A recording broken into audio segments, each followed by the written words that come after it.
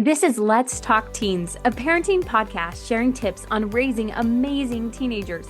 We are both certified life coaches that have worked with teenagers as coaches, mentors, and teachers. We are sharing what we have found to work best when dealing with teens and tough issues. Let's Talk Teens with Abbi and Cheree, episode 14, How to React to Your Teens' Big Emotions. Hey, well, welcome back to our podcast today. We're talking about when your teen has big emotions. And I don't know about you, Cheree, but I have not met a parent that hasn't dealt with very big emotions from their teenager, like that almost knocks them over, right? Like the teen emotions can be so huge and so upsetting, and just everything feels larger than life. Absolutely. There are big emotions is a real thing for sure. So I wanted to talk about some of the ways that parents can deal with these big emotions. And honestly, my phrase I always go to is calm and unfazed. I want to be unfazed by my teens' big emotions. And when I think about that, I go back to raising my little kids right now, right? My kids are little, and whenever they get hurt, they will stop and they'll look at me, right? And this isn't just a my kid thing. This is like every kid. They'll look at their parents and they're gauging from their parents, like, how severe is this? Like, how am I really hurt? Am I not? And it's amazing that as a parent, you can help shape some of that fear and anxiety around their physical injuries when they're little, right? You can say, oh, it's okay. Come here. Not a big deal, right? But if we overreact and if we go, oh my gosh, you're so hurt, or like I gasp, that's kind of my thing. I'll gasp, right? Then my child, like their eyes get huge and they get so worried. And just because our little baby has grown up and they are now a teenager or preteen or young adult doesn't mean that they still don't look to you for emotional regulation. So, as a mom or dad, parents stepping into that role, be sure that when your teen comes to you with big emotions, big problems, we are calm and unfazed, right? There's nothing that's bigger than what we can solve together as a family. And that is like the vibe, the energy that you want to give off. What are your thoughts on that, Sheree? I think sometimes with little kids, we do, they're throwing a big fit and we're like, oh, they're just throwing a big fit. And we are able to stay calm. But then we expect from our teenagers and our older kids to never have those big emotions. And they're for sure going to. And so I think I love that deciding ahead of time, I'm going to be calm and unfazed by this. This is how I'm going to feel. This is how I'm going to react when their emotions are big. And part of it is just even telling ourselves nothing has gone wrong. When their Mhm. emotions are big, nothing has gone wrong. Our brain likes to tell us, oh, this is a big problem. Now they're a teenager. They can't act that way. That was fine when they were little, but they're not supposed to. And that isn't true.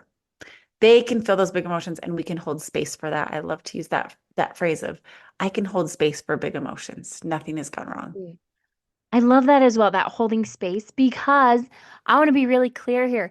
Your teen can come to you with some problems that feel really scary and really big and make you want to cry and make you want to freak out or yell inside. But if we are trying to be calm and unfazed, it doesn't mean that we're a robot. Doesn't mean that we don't feel all the things, but it means that we have to be adult enough and regulate ourselves enough to take a step back and go, okay, can I be calm and talk to my teen about this now? Or do I need to come back to it, right? Can I come back when I'm in a state of being calm? Because I just can't stress enough this underlying thought behind, I'm calm and unfazed, is that there's no problem we can't solve as a family. And I know that, man, as your child gets bigger, the problems get bigger. And, this can go from I had nobody to sit with at the table at lunch to, hey, my girlfriend's pregnant, right? Like you can go to extremes, but there's no problem that we can't figure out as a family. And that alone will help your teen when they are facing big emotions, because they will realize and recognize from your efforts to help them, hey, it feels very scary, but this problem isn't bigger than my family. It might be bigger than me, the teenager, or me by myself, but it's not bigger than what our family can't handle together. One thought I had as you were talking is, what if you could feel calm and have empathy or sympathy for what they're experiencing?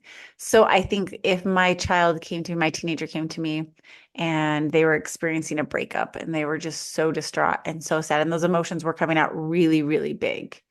Could I be calm? Could I feel calm and feel peace and actually feel sad with them and feel that? And so I'm still regulated in my emotions.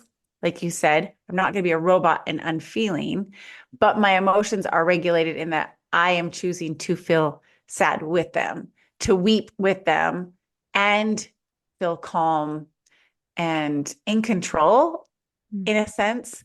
And the same thing of, maybe they come home and they're just really mad about something that happened at work or at school.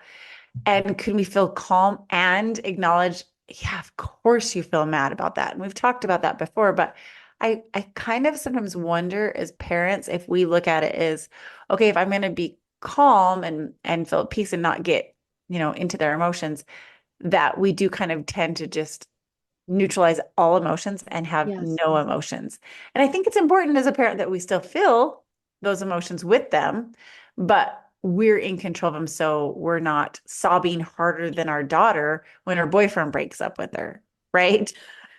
I mean, it's just saying, oh, I'm going to cry with you about this, but I'm still very much in control of how I feel. And I'm emulating to you how to feel emotions in a healthy way without them being so out of control and so big. Just a Oh, thought. such a good point, right? And that's when I love the clarification. It's unfazed, as in, of course you feel bad, like you got broken up with. Like, this is nothing out of the scope of normal. This is nothing out of the scope of like, oh, we should be afraid or worried, but it's not unfeeling. It's not uncaring. And so I'm so grateful for your clarification on that because sometimes in our efforts to stay calm, right? Like stage one is staying calm. We're like, okay, I'm just not going to care.